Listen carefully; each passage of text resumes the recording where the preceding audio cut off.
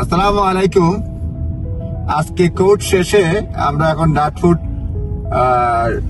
শহর থেকে বের হচ্ছি, আবার হিলফুটের দিকে রওনা দিচ্ছি। এখন আমরা ঠিক কোর্টের পিছনেই এখানে রয়েছি। এখান থেকে দেখাচ্ছে হিলফুটে যেতে 25 মিনিটের মতো সময় লাগবে।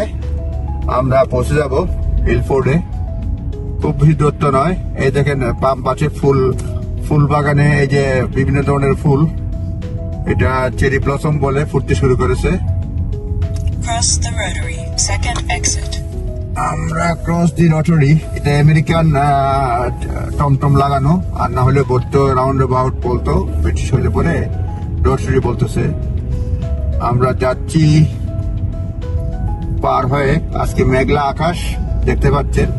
জানেন আমি খুব একটা দামি বাড়ি মনে হচ্ছে না, মানে এলাকাটা গাড়ি দেখে মনে হচ্ছে রেজিডেন্সিয়াল এরিয়া তো অবশ্যই, কিন্তু খুব একটা বাড়ি ঘরের দাম খুব বেশি হবে না এখানে। বাড়ির অবস্থা বোঝা যাচ্ছে, যদিও এখানে বাঙালি আবাস বেড়েই চলছে। এখানে গ্রামার স্কুল আছে, সেই জন্য বাঙালিরা বিশেষ করে এশিয়ানরা গ্রামার স্কুলে বাচ্চাদের ভর্তি করে, সেই জন্য বাঙালিদের আবাস ইতিমধ্যে বেশ বেড়েছে সাম্প্রতিক সময়ে এই ডাটফুট বা এই এলাকাতে। তবে এই বিশেষ করে বাঙালিদের থাকার কারণে এখানে উৎসব হয়, পিঠা উৎসব হয়, এটা সেটা হয়, প্রায় হয়। সুতরাং বলা যায় এখানেও বাঙালি রয়েছে। তবে ডাটফুট নয়, প্রায় প্রতিটি এলাকাতেই বাঙালি এখন সারা পৃথিবীতে ছড়িয়ে পড়েছে।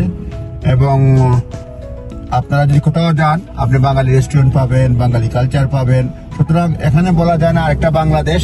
বিভিন্ন ডিস্ট্রিক্টের মতোই আমরা শহর থেকে বেরিয়ে পড়তেছি, দেখতেই পাচ্ছেন। তারপরেও আমরা আরেকটু পরে আবার আপনাদের সঙ্গে শেয়ার করবো। আপাতত এ পর্যন্তই। আমরা এখন ফিরতি যাত্রা করতেছি। এখন টানেল দিয়ে যাব। এই টানেলটা কিন্তু অনেক পুরাতন, এটা 60-এর দশকে বা তারা আরো আগে এটা টানেলটা প্রতিষ্ঠা হয়েছে। এটা থেমস নদীর তলদেশ দিয়ে যাচ্ছে আমরা। আর উপর দিকে আপনারা দেখতে পাচ্ছেন এই আপনার ডাটফুট ব্রিজটা দেখা যাচ্ছে। টানেলটা ডাটফুট ইস্ট টানেল, এটা 1 মাইল লম্বা এবং এটা থেমস নদীর ভিতর দিয়ে যাচ্ছে।